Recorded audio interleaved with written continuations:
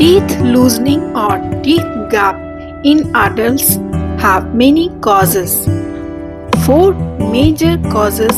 One is hardened plaque or tartar, a kind of coating or deposition on teeth or in between teeth after meals, and many times may be associated with gum infection, which causes the gums to pull away from teeth and creates a gap when it is removed by the expert, and over the time this process can break down the bone and tissues supporting the teeth to become loose.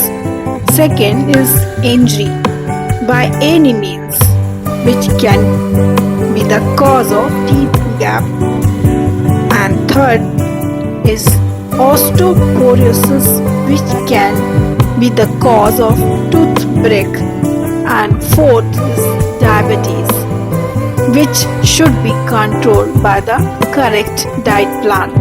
Pregnancy may also have some dental problems. Stay connected for its easy preventive measures to avoid teeth gap and teeth loosening. Avoiding difficulty in routine eating.